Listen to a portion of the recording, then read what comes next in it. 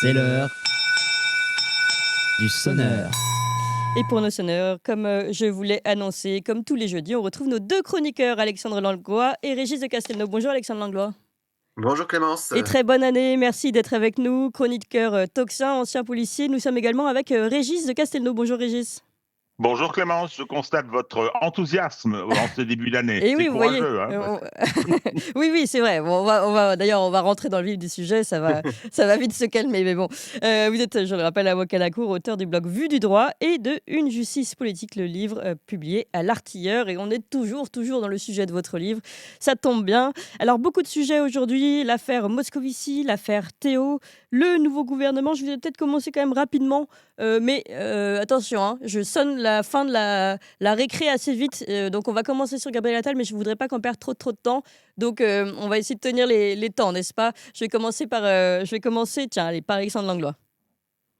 Bon, on est sur quelque chose de gaguesque en fait. C'est que quand on voit Gabriel Attal, très bien, c'est un mini-moi, un petit peu comme Docteur d'Enfer, c'est mini-moi de Emmanuel Macron. Donc ça va pas aller très loin. L'autre chose, c'est que derrière, c'est que le Premier ministre ne sert vraiment plus à rien, il est complètement vidé de sa substance. D'ailleurs, tout le monde a défilé chez Emmanuel Macron, tous les journalistes sont allés voir Emmanuel Macron, qui sait qu'il reste ou pas au gouvernement, alors que techniquement dans la Constitution française, c'est le Premier ministre qui fait son gouvernement, c'est le Premier ministre qui démet les ministres. Et c'est pas l'inverse. On avait déjà eu le premier prémisse avec quand Gérald Darmanin avait présenté sa démission, c'est Emmanuel Macron qui l'avait refusé, ce qui n'est absolument pas constitutionnel. C'était par rapport à la loi immigration. Donc on continue sur ça. Donc on continue sur l'effacement de la fonction de Premier ministre, un poste qui est payé très cher finalement pour pas faire grand-chose. La seule bonne nouvelle de ce début d'année, comme beaucoup l'ont constaté, c'est qu'un Premier ministre en exercice n'a jamais été élu après. Donc pour 2026, c'est peut-être un petit espoir que nous n'ayons pas Gabriel Attal, président de la République. Comme vous avancez. Bon alors, Régis de Castelnau. Un Premier ministre en exercice. Oui, en exercice, j'ai bien précisé. Oui, tout à fait. Parce que il va peut-être démissionner avant. Oui. Enfin, il y en avait un qui s'y était essayé. Il y en a un qui s'y était essayé, c'était Manuel Valls, avec le succès que l'on connaît. Bon. Oui. Non, moi, ce qui m'effare et ce qui me rend très triste pour mon pays et inquiet, c'est la déchéance, la dégringolade. Macron, qui est un psychopathe, disons-le clairement, nomme son cheval comme Caligula, premier consul. Il s'en fiche. C'est une nomination qui, objectivement, est ridicule. J'entendais Éric Nolot hier dire « il est très brillant, on n'aime pas les brillants ». Mais enfin, il a aucun véritable diplôme, il n'a jamais écrit un livre, il n'a jamais dirigé une entreprise, il n'a jamais rien fait. Comme Macron, d'ailleurs. Et on fait semblant. Le mainstream fait semblant, c'est un simulacre. Comme si on avait une république qui fonctionnait, de vraies institutions. Non, on a un imposteur à l'Élysée, il nomme un de ses clones, parfaitement exact, Alexandre, et on continue à faire semblant, on communique, les travaux Non, le pays est sur la dégringolade, il est dans une pente, l'Europe va mal se tirer de la guerre en Ukraine, très très mal se tirer de la guerre en Ukraine, et on continue à faire semblant. Il y a un côté théâtre d'ombre qui est épouvantable, et moi qui m'affecte beaucoup dans mon rapport à ce pays. Ça, c'est certain, et c'est pourquoi on va tenter de ne pas trop alimenter le théâtre, et on va passer à d'autres sujets, et justement qui concernent la police et la justice. D'abord, puisque c'est vous qui me l'aviez suggéré, Régis, je vous propose qu'on revienne sur l'affaire Moscovici. Alors, je rappelle, pour nos auditeurs, la Cour des comptes a rendu public jeudi 4 janvier, donc jeudi dernier, un rapport consacré à la politique de lutte contre l'immigration irrégulière, et on apprend donc que la publication de ce rapport devait être prévue plus tôt, qu'elle a été reportée pour ne pas interférer avec les débats en cours au Parlement dans le cadre de l'examen de la loi, vous savez, sur l'immigration. Le premier président de la Cour des comptes, qui est Pierre Moscovici, a complètement assumé avoir repoussé de quelques semaines l'apparition du document. Il explique que c'est une initiative qu'il a prise personnellement, et je vous propose d'écouter sa voix directe. C'est une décision que j'ai prise personnellement, et je l'assume totalement. Ce rapport, d'abord, la Cour publie ses rapports, elle le publie quand elle le veut. Nous avions programmé de le faire le 13 décembre. Il se trouve que le 13 décembre, c'était le surlendemain du vote de la motion de rejet de la loi sur l'immigration. Je ne sais pas si vous imaginez un tel rapport qui sort à ce moment-là, et 3 jours avant la commission mixte paritaire, qu'est-ce qu'on aurait dit ? Certains, je ne vais pas les caractériser, plus à droite ou l'extrême droite, auraient dit « Ah là là, quel scandale, rien ne marche, il faut être beaucoup plus dur, pourquoi pas une réforme ?» Bon, très bien. On vous répondra, pardon, que le peuple français est adulte et que les parlementaires sont adultes, ils peuvent juger tout aussi bien que vous et moi le contenu d'un rapport. Et les autres aurait dit, mais voilà, déjà ça marche pas, donc on n'a pas besoin d'une loi. Peut-être les uns et les autres auraient-ils eu raison d'une C'est le certaine débat façon. démocratique, ça. Oui, mais si vous voulez, comme nous étions dans une crise politique, ça a été une crise politique, dans un moment où les arguments rationnels se faisaient peu entendre. Je n'ai pas voulu, d'une part, que ce rapport soit déformé, utilisé, et je n'ai pas voulu non plus interférer avec un vote sous pression du Parlement. Voilà, donc il était au micro de LCI le 6 janvier dernier. Pierre Moscovici, Régis de Castelnau, je vous laisse interpréter cette prise de décision du président de la Cour des comptes. Tout est sidérant dans cette déclaration. D'abord, je décide, c'est moi qui décide quand je veux, la Cour des comptes les publie quand elle veut. C'est faux. C'est faux. Elle a un mandat, cette Cour des comptes. C'est nous qui payons, je rappelle. C'est une des grandes institutions. Nous, on a 4 cours suprêmes, on n'en a pas qu'une, donc on a aussi une Cour suprême financière. Et l'article 47.2 de la Constitution dit à quoi elle sert. Elle sert d'abord à informer le Parlement sur la façon dont le gouvernement gouverne, dans la dimension financière. Et ce monsieur vient dire, comme le débat était irrationnel, j'ai pas voulu ajouter de l'irrationnel parce que mon rapport aurait été débattu. Mais enfin, mais où est-on? République bananière totalement. Alors moi, je veux dire, on va pas s'éterniser sur le comportement de ce monsieur, qui est la caricature du haut fonctionnaire socialiste, qui a mangé dans toutes les gamelles. Il a été commissaire européen aussi. Il a été à Bercy. Il a publié des bouquins quasiment en les rédigeant au lieu d'accomplir son mandat, et des bouquins personnels. Et aujourd'hui, il se pose comme ça en arbitre, et il toise le Parlement en disant, vous comprenez, c'est un débat irrationnel. Non mais attendez, non mais pour qui se prend-il? Alors, moi, je dis que c'est une responsabilité professionnelle que ce monsieur a pris. C'est Macron qui l'a nommé à la présidence de la Cour des comptes. C'est une responsabilité professionnelle, et je dis que les parlementaires, mais je sais qu'ils ne le feront pas, que les parlementaires qui sont choqués par ce qui s'est passé, saisissent le Conseil supérieur de la magistrature financière d'une procédure disciplinaire contre ce monsieur. C'est pas une plainte pénale, il n'y a pas d'infraction pénale, il y a une infraction, une faute professionnelle très grave commise par le président de la Cour des comptes, et donc il faudrait saisir l'instance disciplinaire de cette Cour des comptes pour le poursuivre. Comme elle est présidée par Un monsieur... certain Moscovici, oui. Eh oui, ce serait amusant. Non, mais il y aurait une façon de poser les questions de Et principe. il faut combien concrètement, il faut combien de parlementaires pour pouvoir déposer cette plainte? Un on va y parlementaire, arriver. c'est-à-dire que si vous voulez, les citoyens, là, en l'occurrence, je parle des parlementaires, parce que ce sont leurs droits à l'information de l'article 47.2 de la Constitution qui ont été violés. Donc je dis que, tous tant qu'ils sont, c'est la saisine qui est importante, la saisine du Conseil supérieur. Donc si elle est faite par des parlementaires, 1, 10, 100, ce serait la même chose. Plus il y en aura, plus il y en aurait, fort, oui. plus ce serait fort. Bien noté. Qu'en pensez-vous, Alexandre Langlois? On est dans la poursuite de la caricature de la démocratie représentative dans laquelle nous vivons. C'est-à-dire que c'est des technocrates qui décident à la place des gens. C'est-à-dire qu'il y a la représentation populaire, normalement, donc le Parlement devrait avoir les éléments pour trancher. Donc en plus, dans un plein débat, au contraire, ce rapport aurait été bien utile sûr. pour éclairer l'avis des parlementaires, quels qu'ils soient. Chacun les aurait utilisés selon ses convictions politiques et son idéologie, mais au moins il y avait des faits qui étaient marqués noir sur blanc. Donc là, nous avons un haut fonctionnaire qui décide à la place du Parlement, des élus, de faire ce qu'il veut. Voilà, c'est quelque chose où on remplace, j'allais dire, les gens qui veulent faire les choses par les politiques, j'allais dire, qui sont normalement la parole du peuple, par des experts, des technocrates, des gens qui viennent donner leur avis, qui disent on pense mieux que vous. Et à partir du moment où on commence à penser mieux que nous, c'est compliqué. Et c'est ce qu'expliquait Aristote. Il disait, sur son livre Les Politiques, il disait la démocratie, c'est les gens qui décident dans leur ensemble. Est-ce que les gens peuvent se tromper? Il a dit, il y a 2 façons de voir, par exemple, pour les gens qui, on veut juger des boulangers.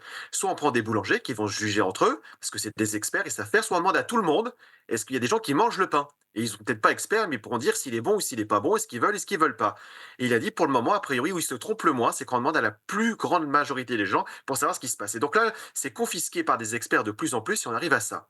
L'autre chose sur l'immigration, c'est que derrière, le rapport n'est pas rendu public, mais des gens ont accès à ce rapport derrière. Et je sais que dans la police, par exemple, pour aller dans le sens des statistiques, plutôt qu'une fois de plus de régler les problèmes politiquement, on les camoufle. C'est-à-dire qu'on ne fait plus d'obligation de quitter le territoire, qui était en débat à l'intérieur de ce rapport de Mm. la Cour des comptes en disant ah, c'est quand même scandaleux, il n'y a pas beaucoup d'OQTF qui sont Qui sont réalisés. appliqués, oui. 10%. Donc en fait, maintenant, les consignes sont vous faites des invitations à quitter le territoire. Comme ça, on va rebaisser les stats dans l'autre sens. Donc, vous voyez, Oui. donc on est toujours C'est sur très des très jeux vicieux de. cette histoire. Voilà, mais c'est quelque chose qui existe légalement, Ouais. l'invitation à quitter le territoire. Mais le problème, c'est que pour modifier les C'est stats, beaucoup parce moins que les cases contraignant. sont Oui. c'est moins contraignant, puis surtout dans les stats, on n'aura plus ce problème d'OQTF. L'autre petite D'OQTF chose non appliqué. non Oui. appliquée, on dira Forcément, si on voilà, n'en met plus. on n'en met plus. Donc voilà, donc on mettra que celles qu'on est capable de réaliser. Donc au lieu de se dire on va adapter les forces de police à la politique qu'on veut mener, on adapte les trucages statistiques à ce qu'on veut faire ressortir Ouais. comme information au peuple français. Ça s'appelle de la propagande. Eh oui, c'est assez terrible ce que vous racontez là. Et juste, si on revient, en effet, vous avez souligné un point, franchement, il dit il fallait pas publier ce rapport en plein débat. Mais justement, on a besoin de ce rapport en plein débat. Ou bon, Évidemment. Et tout à fait. c'est-à-dire Et c'est en que plus, c'est quand même en général, le travail de la Cour des comptes est quand même plutôt bien réalisé. Il y a des informations qu'on pourrait, enfin des faits au moins objectifs, des chiffres, etc., qui auraient dû alimenter ce débat dans un sens ou dans l'autre. c'est-à-dire qu'on n'a plus des fonctionnaires qui font fonctionner l'État, on a des fonctionnaires qui travaillent selon leur idéologie, selon leurs pensées. Oui. Et c'est malheureusement pareil dans toutes les administrations où chacun a nommé ses petits copains. Donc en fonction de qui dirige l'administration, elle sera orientée de telle ou telle façon. Et ce qui a été compliqué, je repense à un autre exemple, mais c'était il y a quelques années, pour montrer que c'est pas qu'une maladie d'un côté, j'allais dire, du Mhm. pouvoir.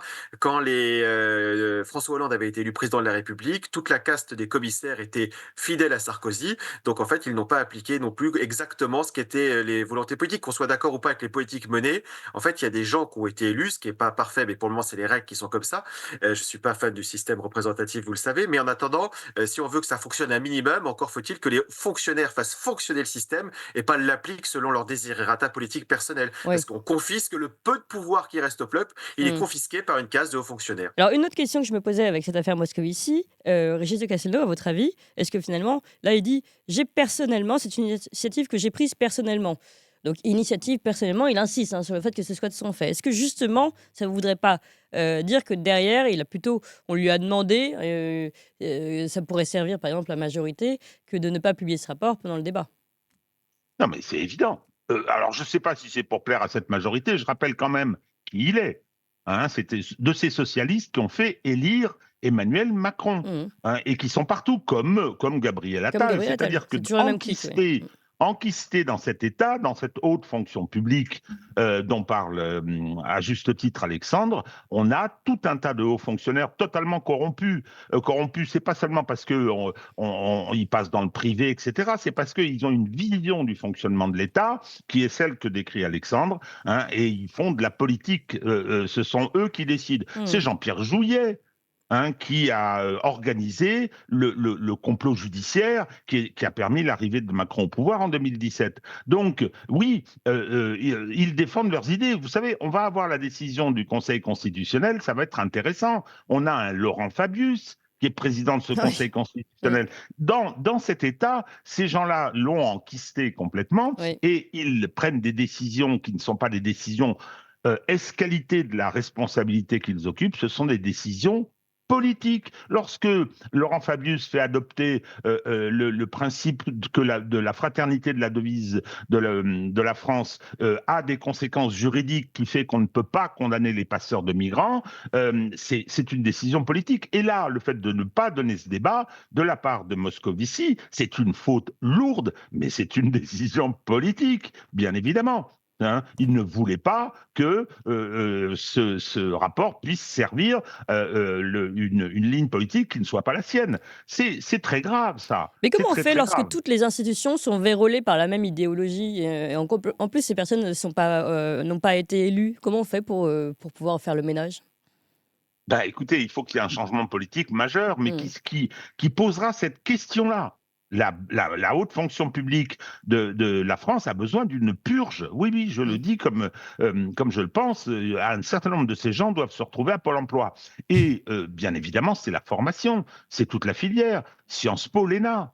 Donc, Mm. quand vous voyez Oui. d'abord le niveau de l'enseignement et le niveau des gens qui en sortent, et puis ensuite les grands corps, etc., tout ça est profondément corrodé. Hein. On les retrouve au Conseil d'État, on les retrouve à l'inspection générale des finances. Non, il y a un vrai problème. Et ensuite, quand ils ont fini une partie de leur temps au service, entre guillemets, pour le service, au service de l'État, eh ben, ils vont pantoufler dans le privé pour des rémunérations colossales. Mm. Non, non, on a un énorme problème. Ouais. Un énorme problème. Alors, un petit merci à vous tous parce qu'on est déjà 1600 en à peine 15 minutes dès le départ de cette émission. C'est encore un record. On est de plus en plus nombreux dès le début. Ça monte à toute vitesse. Donc, merci à vous tous et continuez de mettre vos pouces sur la vidéo pour qu'on soit de plus en plus important tout au long de cette émission. Alors, on va passer à un autre sujet après la Cour des comptes, celui de l'affaire Théo. Je rappelle rapidement, l'affaire Théo, c'était en 2017.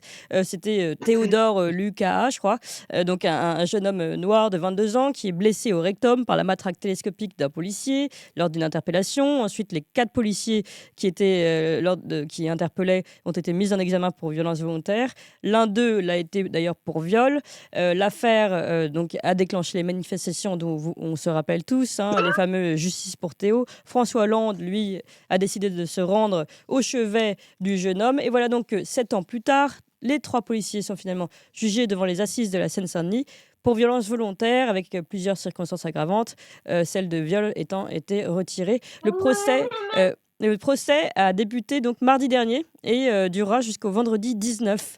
Voilà, donc pour commencer, je vais peut-être donner la parole à Alexandre Langlois sur ce sujet. Alors déjà, la première chose, c'est qu'une fois de plus, la justice est très longue. 7 Oui. ans. Oui. 7 ans pour trouver quelque chose. Je veux dire, en plus, quelque chose qui a défrayé l'opinion publique, ça détruit des vies, il y a des gens qui attendent des réponses, donc c'est juste, une fois de plus, assez lamentable du système judiciaire français. La deuxième chose, je ne sais pas ce qui sera décidé au final. Moi, j'ai été partie des gens qui avaient été choqués au début parce que les images qui avaient été développées et l'histoire.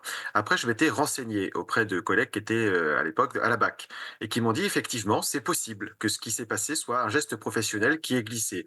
Ils me disaient on donne des coups de matraque, des fois et on pointe les matraques sur les cuisses des gens ou sur les fesses justement pour pas que ça, dans le grade de la fesse, pour pas que ça fasse mal et ça peut déraper. Mm. Donc maintenant, ça va être le travail de la justice de faire ce travail de savoir si c'était volontaire ou pas cette chose, mais certains ont fait remarquer quand même que au cours d'une intervention, choisir de introduire une matraque télescopique dans l'arrière-train de quelqu'un, faut quand même viser très très bien. Donc la faute de l'accident serait le plus possible. Donc et dans ce côté-là, personne n'a pensé à parler des formateurs, des formations qui sont données aux policiers, etc. Mm. Je rappelle qu'une fois de plus, c'était des jeunes fonctionnaires, donc pas forcément les plus aguerris. Et la deuxième chose, c'est que pendant toute une période, il y avait plus personne qui voulait aller dans les unités de la BAC parce que justement, à chaque fois, c'était des gens qui essayaient de faire au mieux, mais c'était toujours rendu à l'IGPN parce qu'on leur reprochait tout et n'importe quoi, parce qu'ils sont en première ligne, parce qu'avec le développement des vidéos, ils étaient toujours mis en cause pour des choses des fois complètement farfelues. Donc ça décourageait le travail. Et résultat des courses, les gens étaient des fois intégrés dans les BAC sans avoir la formation BAC. On leur disait, tu la passeras plus tard. Il y avait un petit examen, une petite formation. Donc il y a tout de ce côté-là, une fois de plus, de l'institution policière qui n'est pas remis en cause. On cherche des coupables derrière, qui sont en plus pas forcément peut-être coupables. Donc ça, c'est la justice qui le déterminera. Mais une fois de plus, 7 ans après, pour remonter sur des faits, c'est toujours très compliqué. Et peut-être que ce sera plus dépassionné, mais en tous les cas, ce sera plus les pistes seront plus refroidies. Et pendant ce temps-là, qu'est-ce qui s'est passé? Il s'est rien passé. Il y a des policiers qui n'ont pas eu le droit d'exercer, d'autres qui ont pu exercer. Il n'y a pas eu de. Donc en fait, on est sur quelque chose qui brise des vies quoi qu'il arrive Oui. pour tout le monde. Et derrière, bah voilà, on est toujours en attente. Et derrière, aucune remise en cause donc de l'institution policière, de ce qui peut se passer, parce que rien n'a été mis en place pour éviter que ça se reproduise. Pas de remise en question donc de la formation. Je précise pour ceux qui ne connaîtraient pas depuis longtemps Alexandre Langlois que vous faites partie des policiers qui pouvaient tout à fait admettre les violences policières. Donc, ce n'est pas du tout une façon de s'aveugler pour nier quelque chose, mais plutôt essayer de prendre les éléments tels qu'on les a aujourd'hui. On va revenir évidemment sur cette question d'ailleurs de parole policière qui est interrogée aujourd'hui, qui ne peut plus être entendue. Le policier qui souhaite se défendre a de plus en plus de mal.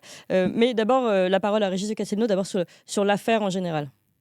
Alors, ma première observation, elle est relative à la façon dont elle s'est déclenchée initialement. Il y a eu une manœuvre politique évidente quand on pense que François Hollande, président de la République en exercice, qui n'a même pas été capable de se représenter, s'est précipité dans la chambre d'hôpital du jeune Théo. Bon.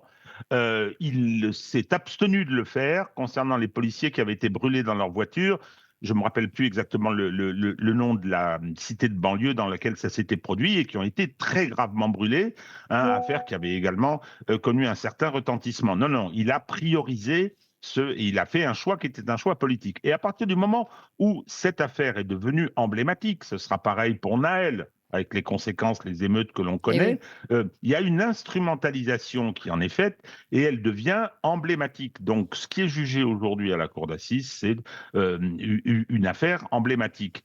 Et bien évidemment, à cette occasion, les policiers sont mis en difficulté. Je ne suis pas du tout sûr que le traitement va être un traitement équitable. Vous connaissez mes opinions, j'en ai plusieurs, sur le fonctionnement de la justice, et je crains qu'on soit confronté à une certaine partialité. Quand on voit que le policier auteur du coup de feu dans l'affaire Naël, il a passé presque 7 mois en détention, Et oui. alors qu'une affaire comme celle-là Un aurait record de dû... détention d'ailleurs, hein, je crois. Oui, oui, Oui. oui. Hein, et il l'a été pas pour des raisons judiciaires, c'est pas Mm. vrai. Il l'a été pour des raisons politiques. Hein. Et donc là, c'est un petit peu pareil. Alors quand Alexandre dit qu'aujourd'hui la justice va s'en saisir, alors le grand intérêt, c'est que les débats ont lieu en public, que la presse est là pour y assister, qu'il y a un public, je viens de le dire. Donc, j'espère qu'elle sera vraiment traitée comme elle le doit. J'ai quelques doutes, parce qu'après, une fois que l'affaire est plaidée, que la défense a dit son dernier mot, qu'est-ce qui se passe? Eh bien, le jury se retire avec les magistrats qui sont là. Et l'autorité des magistrats dans ces affaires, et je parle d'expérience, de 51 ans d'expérience, eh bien, les magistrats imposent en général leur point de vue. Il y a un système de vote pour les peines ou même pour la déclaration de culpabilité. Hein, et là, je crois que malheureusement, il y a une commande politique qui a été faite. Quand on voit qui est-ce qui est envoyé au tribunal de Bobigny, ça contribue à mon pessimisme sur le caractère équitable de la décision. C'est-à-dire? Ah ben, je crains fort que là aussi, comme dans l'affaire Naël, dans un souci Oui. d'apaisement, par rapport aux banlieues qu'on ne contrôle plus, par rapport à tout un tas de questions, on va vers une condamnation des policiers. Mm. Ça, il y a une demande politique qui me semble assez claire et assez Oui. évidente. Oui. Alors, Alexandre Langlois, on va élargir l'affaire. On va pas rester seulement sur l'affaire Théo, mais vous vouliez évoquer une autre affaire. Et en fait, c'est assez. Maintenant, ça devient assez classique, assez régulier. Deux policiers qui tentent de se défendre voilà, lors de procès. Mais la défense est toujours très, très compliquée pour les policiers aujourd'hui qui ont du mal à se faire entendre, tout simplement. C'est le problème qu'on peut avoir, effectivement, c'est que normalement, les policiers sont des personnels assermentés. Donc, Mm. leur parole devrait être prise en compte plus sérieusement que la parole de n'importe qui, dans le cadre de leur Ou d'un fonction. délinquant, par exemple. Oui. Ou- Parce qu'en oui, général, mais c'est souvent face à un délinquant qui sont placés. on est d'accord. De toute façon, il y a quelqu'un qui est indifférent avec la police. Mais le résultat des courses derrière, c'est que ce n'est plus le cas. Il y a eu un rôle aussi de sape du travail de la parole de la police. Parce qu'effectivement, il y a eu deux choses. Il y a eu des policiers qui ont abusé de cette confiance de la population dans leurs paroles données, qui Mm. ont maquillé des faits pour être tranquilles plutôt que d'avouer certaines erreurs, et qui avaient des conséquences graves. Mais des fois, il faut mieux avouer et donner la vérité, parce que derrière, ça a des conséquences dramatiques. Et pour construire en plus quelque chose de sain et la confiance, il faut beaucoup, beaucoup, beaucoup d'actes. Et la confiance se détruit en 2-3 affaires. Mm. Ce qui veut dire que les pots cassés sont payés par tous les policiers, toute la population, parce qu'après, ça veut dire qu'il y a des policiers qui sont tout à fait sérieux, qui ne peuvent plus exercer leur travail, qui sont mis au banc des accusés. Ça décourage les vocations derrière. Donc tout a été fait pour ne pas résoudre le problème. Et on est toujours dans cette histoire-là. On dit, maintenant, les policiers sont tellement, je veux dire, critiqués, désavoués, que leur parole n'est plus crédible. Donc maintenant, soit on fait le ménage au sein de la police pour que la parole des policiers retrouve sa vertu et que quand ils disent quelque chose, c'est comme ça jusqu'à preuve du contraire, et que si jamais les gens mentent sur leurs paroles, ils prennent des sanctions exemplaires. Et malheureusement, aujourd'hui, c'est quand on voit le cadre politique derrière, l'exemplarité qui devrait venir en haut de l'État, on se dit que ça va plutôt continuer à être justement camouflage, maquillé, dites surtout pas. Et derrière, ça a des conséquences, justement, où des délinquants ont plus de paroles, leur parole a plus de poids que celle des policiers, malheureusement. Donc c'est un drame, en fait. Donc il faut tout reconstruire, tout rebalayer l'édifice. Et une fois de plus, en fait, on est sur un ménage de l'État français à tous ces niveaux, quoi. Parce que si cela était possible, c'est qu'au plus haut niveau de l'État, au fur et à mesure, on a laissé faire. Et peut-être aussi rappeler. Bon, Ouais, excusez-moi, allez-y. Clémence, il faut donc peut-être rappeler l'affaire.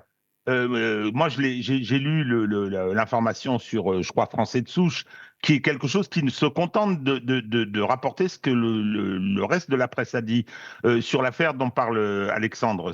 Oui, Pourquoi la parole des policiers n'a pas été prise en compte? oui. Vous voulez la rappeler, Alexandre? Après, c'était le contexte, je l'ai plus exactement en tête. Le contexte, c'était, il a été insulté, il a été mis à mal par des gardes à vue. Et derrière, c'est la question qui m'intéressait aussi, c'était voir la réaction de Régis. C'est que le parquet n'a pas suivi pour outrage et pour violence contre l'agent. Et finalement, quand il y a eu un foin médiatique, du coup, le parquet a changé d'avis. Ce qui montre qu'une fois de plus aussi, on n'est plus sur de la justice ou quelque chose qui devrait être justement apaisé et ah, Ah. j'ai été attaqué par mon chat qui veut pas que je m'exprime.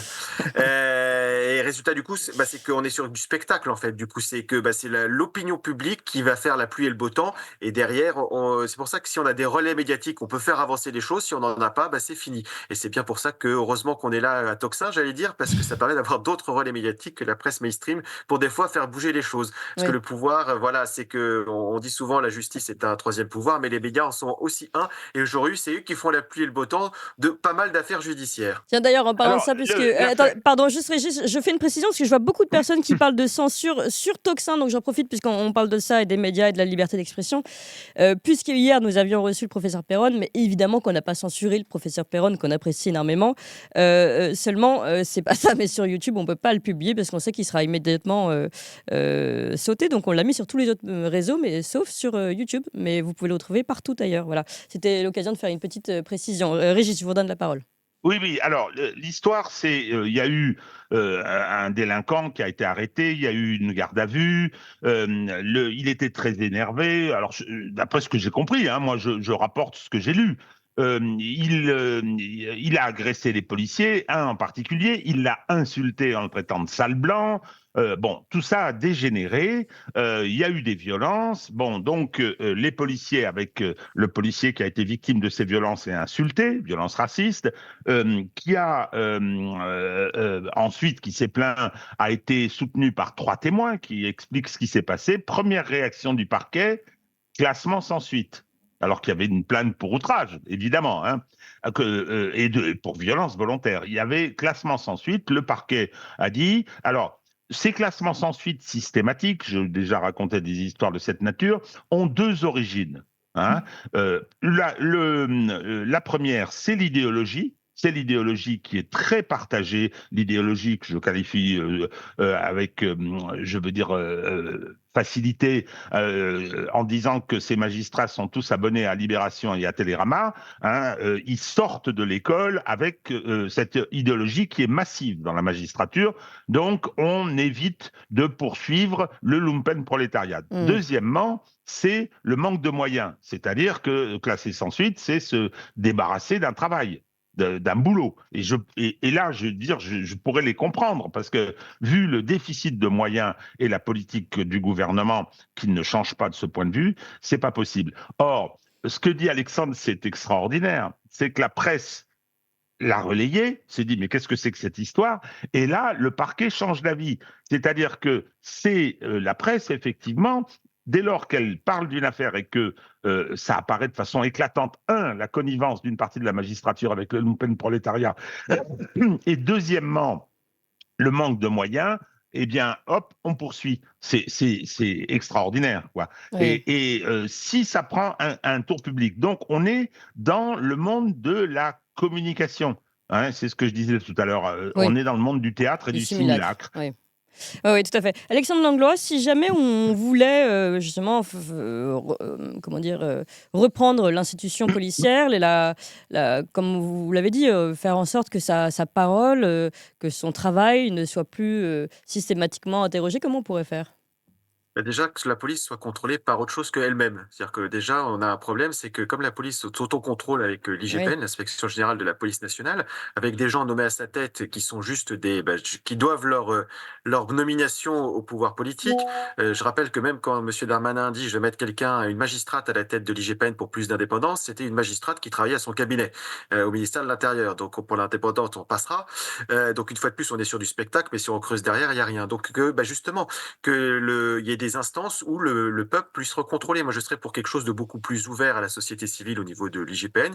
Et d'ailleurs, la France est une exception d'avoir une police qui se contrôle elle-même. Tous Mm. les autres pays ont justement des inspections de leur police indépendantes pour justement faire des propositions d'amélioration. Parce que ici, si on fait des propositions d'amélioration, on remet en cause forcément la hiérarchie. Eh On oui. remet en cause les décisions politiques. Donc, personne pour sa carrière Donc ne les veut faire patrons de ça. l'IGPN, ouais. Donc les patrons de l'IGP et puis les patrons de service qui peuvent Oui. demain, en fait, il y a des collusions en disant, bah, attends, moi là je suis à l'IGPN, mais demain je reprends du service dans tel commissariat ou dans telle direction, toi tu seras peut-être à l'IGPN, on se renvoie les ascenseurs. Mm. Donc moi j'ai pas besoin d'être éclaboussé par telle ou telle affaire, donc bah en fait voilà, on est sur des petits arrangements entre amis. Oui. Et dans un microcosme assez petit, parce qu'en France il y a moins de 2000 commissaires, donc je veux dire Oui, d'accord. Tout le 1900, monde se connaît. Mm. tout le monde se connaît. Donc du coup, bah, on est sur ça, donc on est sur quelque chose d'opaque, comme l'a d'ailleurs dit, la France a signé un traité au niveau européen sur la déontologie dans la police. Et dans de ce petit truc qui a été signé, et il y a marqué justement la police qui enquête sur elle-même, même si elle fait bien son travail, il y aura toujours de la suspicion. Et c'est sur ça où on est, de la suspicion. Tant qu'il y a de la suspicion, il ne peut pas y avoir de confiance et de transparence dans la parole des policiers. Donc remettre des citoyens là-dedans, remettre aussi des policiers, parce qu'il ne faut pas non plus être dans un autre extrême, enlever la parole des policiers, qu'elle soit complètement effacée, mais des policiers de terrain, pas des policiers gratte-papier qui sont juste là pour leur carrière.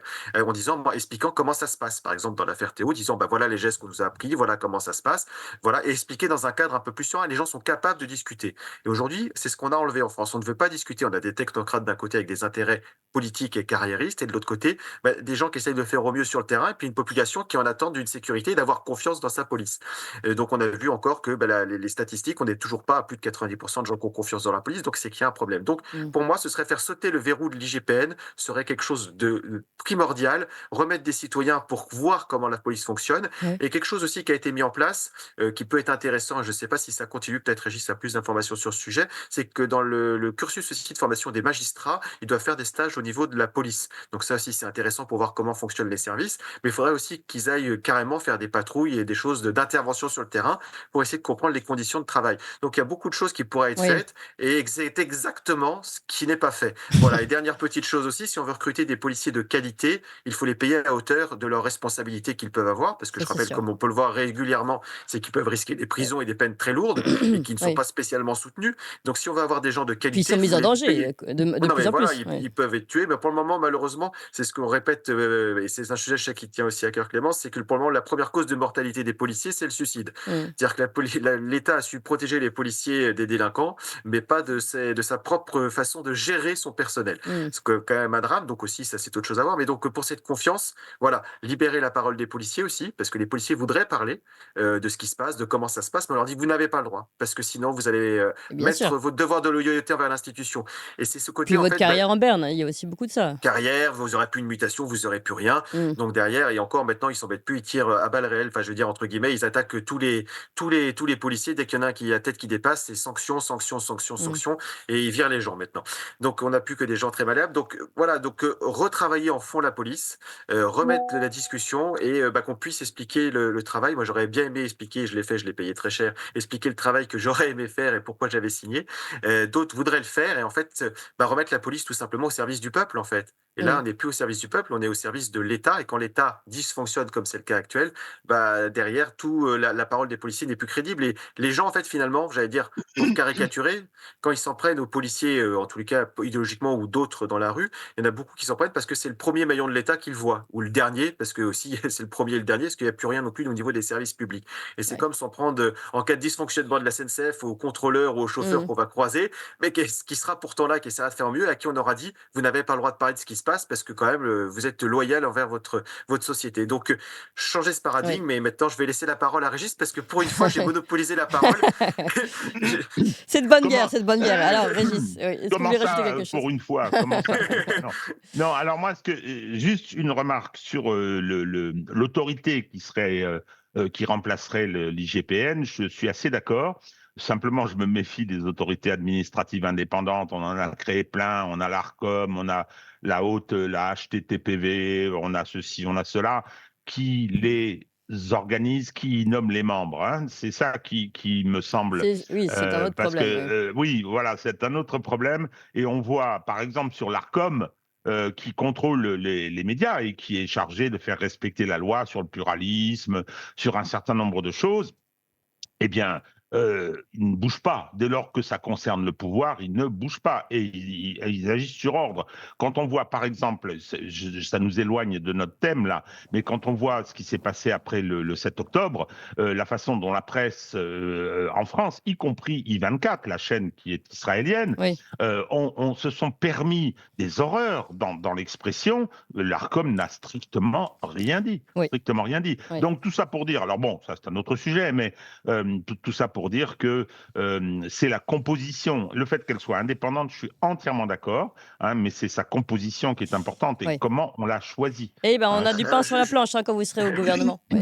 Régis, pour préciser, moi quand je parle d'indépendance, c'est donc pas des nominations, parce que sinon il suffit de regarder la main qui nous nourrit, on se retrouve avec des Oui, Pierre oui, bien sûr. Non, Moscovici, mais je des suis Laurent d'accord. Fabius. Donc en fait, pour moi, c'est qu'il y a un moment où le peuple peut reprendre son truc avec un système d'élection, etc. Moi, je suis pour un système où plus il y aura de postes où les gens seront élus, moins il y aura possible de compromission. Même par exemple pour la justice, je serais pour des procureurs élus, parce que comme aux États-Unis, parce que justement, ils rendent pas le jugement, mais ils sont là pour représenter le peuple. Voilà, moi je suis pour Bon, alors remettre ça, au on posera plus- la question à on n'est Régis. pas Non, du sujet. Régis, on rentre pas dans ce sujet parce qu'on est déjà en retard. Ce n'est pas de la censure, je vous rassure. On pourra très bien Si, aborder c'est de la censure. ce sujet la prochaine fois. Merci beaucoup à tous les deux, Alexandre Langlois, Régis de Castelnau. On continue